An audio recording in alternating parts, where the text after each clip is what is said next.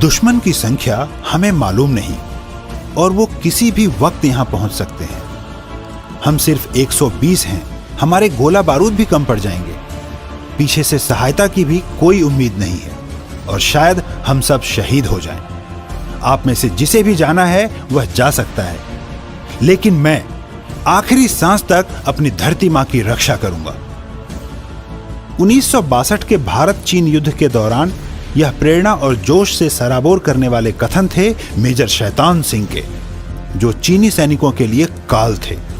उनके नेतृत्व में वीरता की मिसाल देते मात्र 120 सैनिकों ने चीन के लगभग 1300 सैनिकों को मौत के घाट उतार दिया, वह भी हथियारों से नहीं बल्कि अपने हौसले से।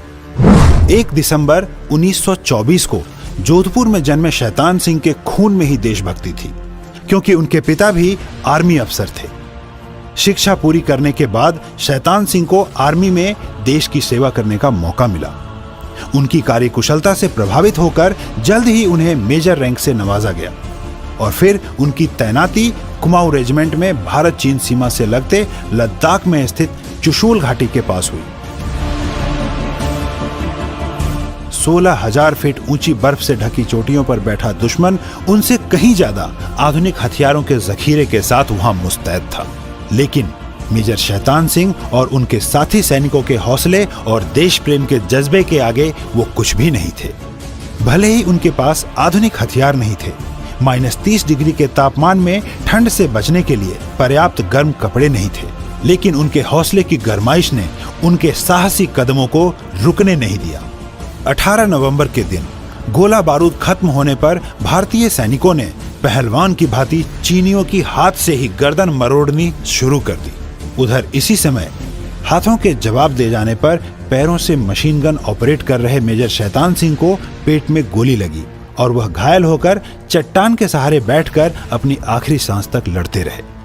3 माह बाद जब बर्फ पिघली और रेजांगला, जहां यह युद्ध लड़ा गया था, वहां की खबर जब भारतीय सेना को लगी तो टीम वहां पहुंची।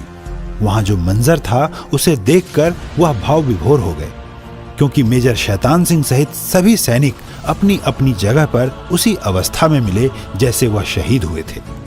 सीने पर गोली खाए यूं प्रतीत हो रहा था मानो अब भी वह युद्ध करने ही बैठे हैं। सलाम है ऐसे पराक्रम को जिसने उनकी शौर्यता को जगाए रखा, शहादत के बाद भी उनके बलिदानी शरीर को बैठाए रखा।